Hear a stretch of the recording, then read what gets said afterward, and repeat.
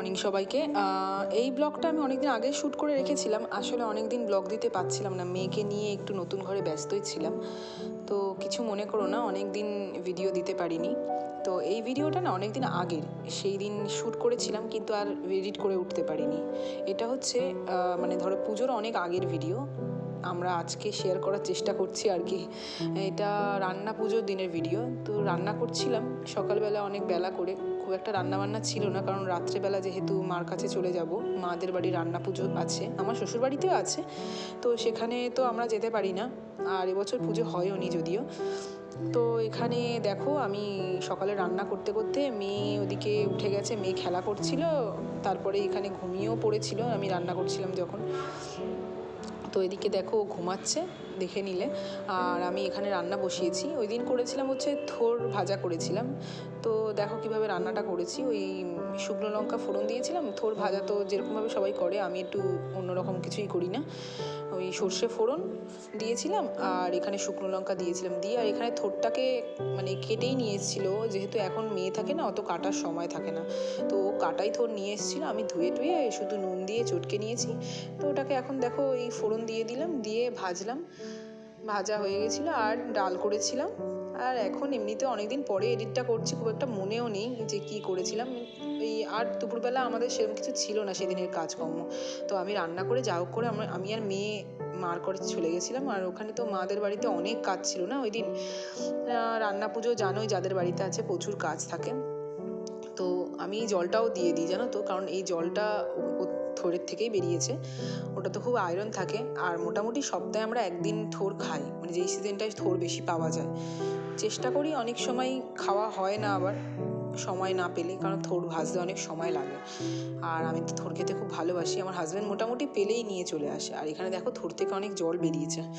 তো থোরটা ভাজা হচ্ছে আর আমি স্নান করে ঠাকুরটা দিয়ে নিয়েছি।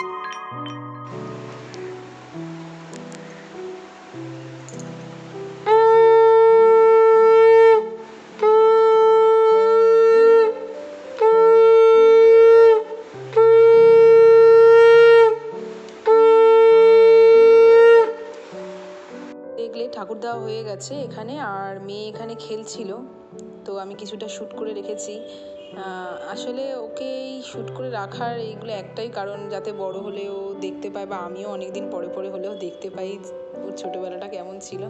এখন তো যদিও যখন কথা বলছি আর কি, তখনও অনেকটাই বড় হয়ে গেছে, ওর অন্নপ্রাশন হয়ে গেছে। এখনও ভাত খায়, সব কিছুই করে। তোমাদের সাথে আস্তে আস্তে সব শেয়ার করব। আমি শ্যুট করে অনেক কিছুই রেখেছি, কিন্তু আর কি মানে এডিট করা হয়ে ওঠে না মেয়েকে নিয়ে একা হাতে। কি দেখছো বাবা? হাতটা খাওয়া বন্ধ করো। হাতে কি আছে? দোন দিই না আমি তোমাকে? তুমি দুধ খাও না, তারপরেও কেন খাচ্ছ? বাবারি বাবা, ও বাবা, ও বাবা। চলো স্নান করবে, চলো চলো ওকে স্নান টান করে। যেটা বলছিলাম, একা হাতে ওকে নিয়ে সব কিছু শ্যুট করা হয়ে ওঠে না। তো তোমাদেরকে দেখালাম, দেখলে মেয়ে কেমন আজকাল দুষ্টুমি করে, আমার দিকে শুধু তাকিয়ে তাকিয়ে হাসে। তো এখানে সব জামা কাপড়গুলো দিয়েছিলাম, বেশ ভালো রোদ উঠেছিল। আর সেই সময় এখন যেরকম শীত পড়ে গেছে, সেই সময় কিন্তু তখন মোটেই শীত ছিল না। এটা অনেকদিন আগেকার ভিডিও বললামই, মানে দুর্গাপুজোর আগের ভিডিও। তো সরি, আমি অনেক দিন ভিডিও দিইনি, আর অনেক পুরনো ভিডিও তোমাদের সাথে শেয়ার করছি। আসলে এগুলো শেয়ার করারই একটাই কারণ বললাম, মানে করে রেখেছিলাম ওর ছোটোবেলাটা ক্যাপচার, সেটাকে তো আমাকে আমার চ্যানেলে দিতেই হতো, যাতে ও বড়ো হয়ে দেখতে পায়, তোমরাও শেয়ার করলে দেখতে পাবে আর কি। এই জামা কাপড়গুলো সব ওয়াশিং মেশিনে কেচে আর এখানে শুকো দিয়ে দিয়েছিলাম। ভালো রোদ উঠেছিলো, সব শুকিয়েও গেছে। আমি এগুলো করে রেখে, আসলে সব ঘরের কাজ না সেরে রেখে মার কাছে যেতেও পারবো না। তো এখন তো সেই সময় তো আমি কোনো বাড়িতে কাজ টাজ করে না রেখে গেলে তো কেউ করার নেই, তাই আমাকে সব করে রেখেই যেতে হবে। আর আমার বাড়ির সামনের মাঠটা তো তোমরা দেখতেই পাচ্ছ, সোজা এদিকে তো ডান দিকে তো লেক, আর এদিকে সামনে মাঠ, মানে চারদিকে খোলাই থাকে।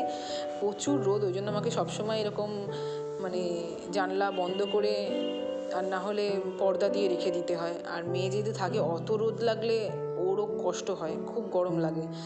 এখন তো শীতকাল পড়ে গেছে, কিন্তু ভেবেছিলাম শীতকালে হয়তো খুব আরাম হবে, সেটা উল্টে আবার প্রবলেম হচ্ছে। মানে শীতকালে এত হাওয়া হচ্ছে মানে রোদের থেকে বেশি হাওয়া আসছে, তাই জন্য এখনও বন্ধ করে রাখতে হয়। মানে সব দিক থেকেই মুশকিল হয়ে যাচ্ছে, রোদের জন্য বেশি খোলা যেত না, আবার এখন ঠান্ডার সময়ও বেশি খোলা যাচ্ছে না। তো দেখো আমার স্নান হয়ে গেছিলো, সেইটা গামছাটা এখানে আমি শুকুর দিয়ে দিলাম। আর একা হাতে ভিডিও করে একা হাতে এডিট করা যে কী চাপের হয়ে যাচ্ছে, আমি ভাবছি যে লোকে কি করে করে। আমি ভেবেছিলাম অনেক কিছু করতে, আর পাচ্ছি কোথায়। আর এখন নতুন নিজের বাড়িতে এসে আরও কাজ বেড়ে গেছে, সারাক্ষণ এই নতুন জিনিস আসছে, ওই আসছে, এই আসছে, গুছিয়ে আর আমি শেষ করে উঠতে পারছি না একা হাতে। তো যাই হোক, একটা ঘর ঠিক করে রেখেছিলাম। আর দেখো ওকে এখন এখানে আমি স্নান হয়ে গেছে, রেডি করাচ্ছিলাম। আর স্নান হয়ে আমার তো রান্না বান্না সব হয়ে গেছিলো, আর এখন আছে পাখা বন্ধ, ও স্নান করে এসছে, তাই ও একটু বিরক্ত প্রকাশ করছে। হ্যাঁ হ্যাঁ, চলো চুল আঁচড়াতে হবে, চুলটা আঁচড়ে দিই সুন্দর করে।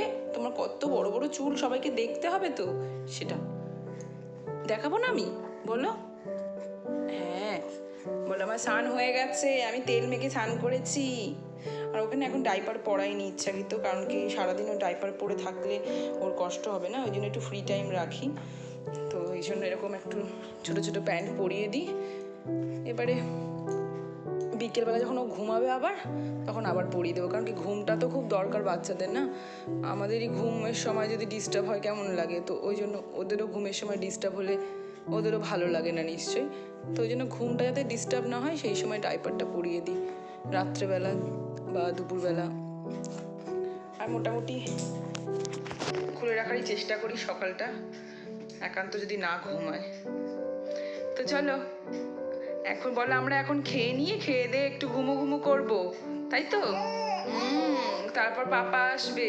আর আমরা না এই ঘরে বসে আছি, ওই ঘরে খুব গরম, ওই ঘরে পাখা টাখা সব বন্ধ রেখেছি। ওর বাবা আসলে একটু পাখাটা ঝাড়তে বলবো। আর আমরা এই ঘরে বসে আছি, পর্দাটা একটুখানি রেখেছি খোলা, তাই জন্য লাইটটা অল্প আসছে। আর আমরা লাইট জ্বালাইনি, তাই তো? তাই তো তাই তো মাম্মা, বলে দাও সবাইকে। বলে আজকে আমার দিদুনদের বাড়িতে যাব, দিদুন আর দাদুনের বাড়িতে কালকে পুজো, রান্না পুজো, আমরা রান্না করবো রাত্রিবেলা, তাই তো? বাবা বাবা। আর কালকে আমরা সবাই দুজনে যাব অনেক জায়গায় ঘুরতে, সব বাড়ি বাড়ি নিমন্ত্রণ। ঠিক আছে চলো, হাজব্যান্ড আসবে এক্ষুনি, আসলে খেয়ে টেয়ে নেবো, ওকে ততক্ষণ খাইয়ে ঘুম পাড়িয়ে দিই, তাই তো? তুমি ঘুমাবে তো? বলে আমি একটু ঘুমিয়ে নিই। হ্যাঁ হ্যাঁ,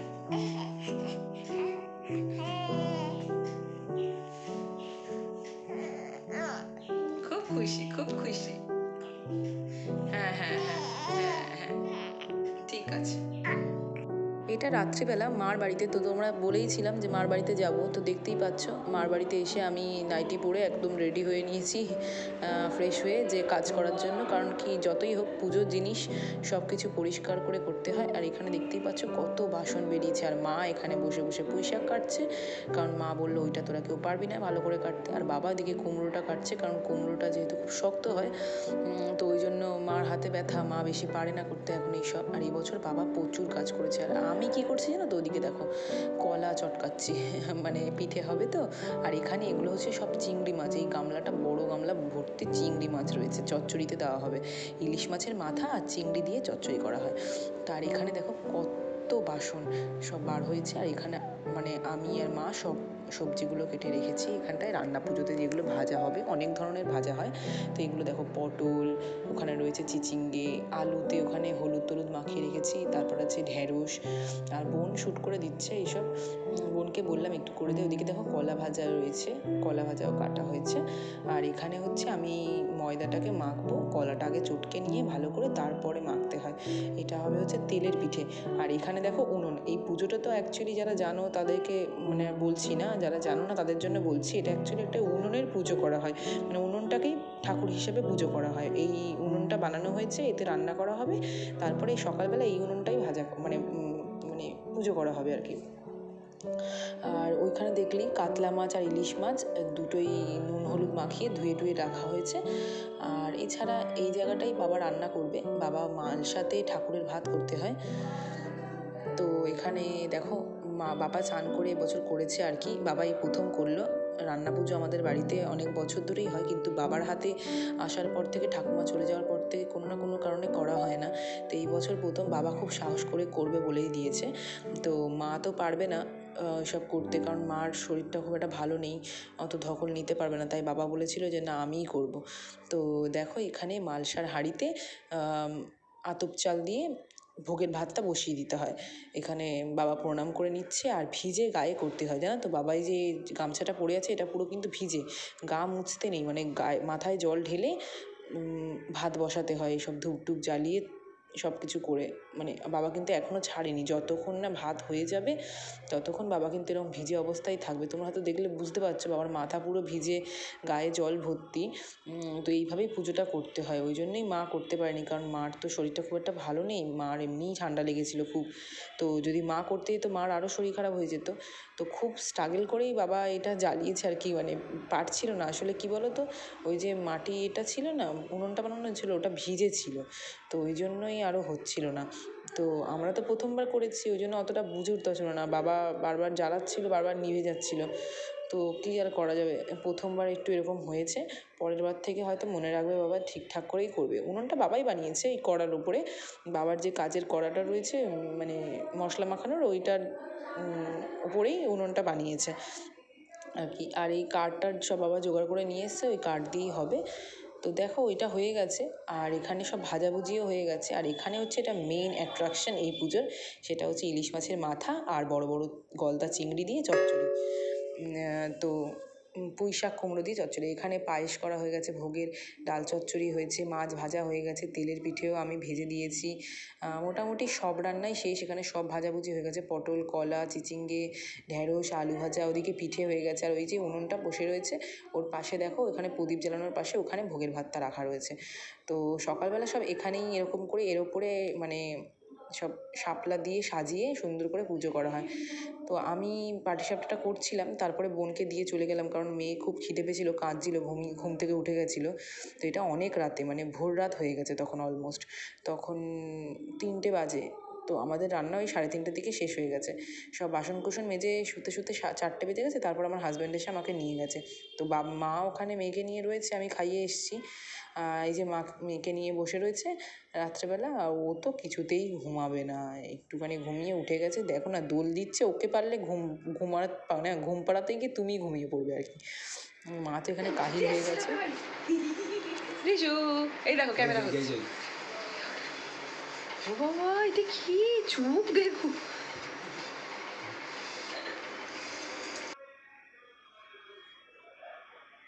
তো দেখো এখানে সব রেডি, পাটিসাপটাও রেডি। তো আজকের মতো ব্লগটা এখানেই শেষ করলাম, যা শ্যুট করে রেখেছিলাম তোমাদের সাথে শেয়ার করলাম।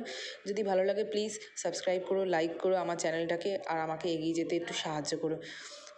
তো কিছু মনে করো না, অনেক দিন ব্লগ দিইনি, তো এইখানেই শেষ করলাম আজকের ব্লগটা। Thank you.